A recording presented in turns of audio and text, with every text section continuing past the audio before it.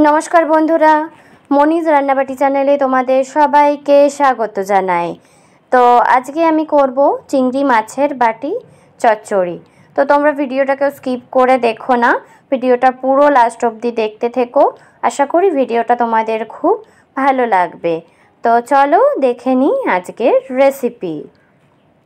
तो एखाने आमी चिंगड़ी माछ निये नियेछि। चिंगड़ी माछगुलोके भालो करे परिष्कार करे केटे धुए नियेछि। एबारे एकटा पेঁয়াজ के आमी छोटो छोटो करे कुचिए नियेछि, सुंदर करे कुचि कुचि करे कुचिए नियेछि। एबारे एकटा मिक्सार जार निये नियेछि, किछु मशला तैरी करब। तो एखाने आमी किछुटा पोस्तो दिए दिलाम, किछुटा सर्षे दिए दिलाम और दुटो काँचा लंका दिए दिलाम और एकटुखानी जल दिए एटार आमी फाइन पेस्ट तैरी करे नेब। तो देखो एटार फाइन पेस्टो रेडी हये गेछे।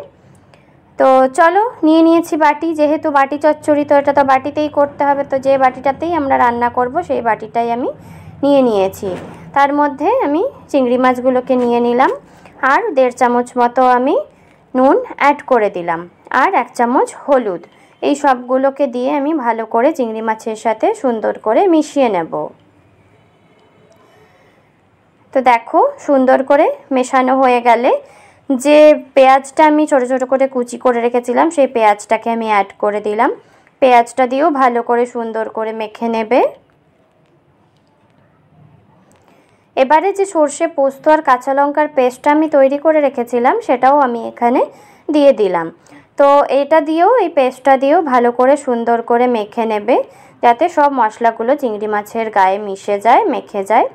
তো দেখো আমার মেশানো হয়ে গেছে। এবারে আমি বেশ খানিকটা পরিমাণে সরষের তেল অ্যাড করব, দিয়ে আবারও ভালো করে সবগুলোকে ভালো করে মিশিয়ে নেব। তো দেখো আমি ভালো করে মিশিয়ে নিয়েছি। তো আমাদের পুরো রেডি হয়ে গেছে। এবারে আমি গ্যাস অন করে দিয়েছি। এবারে বাটিটা বসিয়ে দিলাম, যেহেতু বাটিতেই করব বাটি চচ্চড়ি তো বাটিতে বসিয়ে দিয়েছি। এবারে যে মিক্সি ধোয়া জলটা ছিল সেটা আমি এখানে দিয়ে দিলাম আর একটুখানি জল আর 4টে চেরা কাঁচা লঙ্কা সব দিয়ে একটু নেড়ে চেড়ে দিলাম। তো নেড়ে চেড়ে দেওয়ার পর ঝোলটা একটুখানি ফুটে এলে আমি ঢাকা দিয়ে 5-10 মিনিটের জন্য এটাকে হতে দেব, চিংড়ি মাছগুলোকে কুক হতে দেব। তো চলো 5-10 মিনিট পর ফিরে আসছি। তো দেখো চিংড়ি মাছ থেকে তেলও ছেড়ে দিয়েছে, জলও শুকিয়ে গেছে। আবারও আমি ভালো করে নেড়ে নিচ্ছি। আর হ্যাঁ বন্ধুরা, এটা একটু শুকনো শুকনো হবে, গ্রেভিটা একটু কম হবে, একটু শুকনো শুকনো মতো হবে। তো দেখো শুকনো শুকনো হয়ে গেছে। এবারে আমি এতে বেশ খানিকটা পরিমাণে ধনেপাতা অ্যাড করে দিলাম, দিয়ে আবারও ভালো করে মিশিয়ে নেব। তো দেখো আমি মিশিয়ে নিচ্ছি খুব সুন্দর করে, দিয়ে আবারও আমি বেশ খানিকটা পরিমাণে কাঁচা সরষের তেল অ্যাড করে দেব।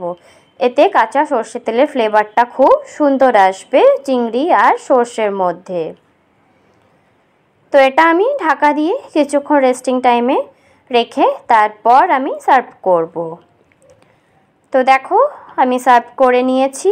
একটু ধনেপাতা আর কাঁচা লঙ্কা দিয়ে আমি গার্নিশ করে নিয়েছি আর বেশ খানিকটা সরষের তেলও দিয়ে দিলাম। তো ভিডিওটা যদি তোমাদের ভালো লেগে থাকে তাহলে like, share, comment and subscribe অবশ্যই করে দিও।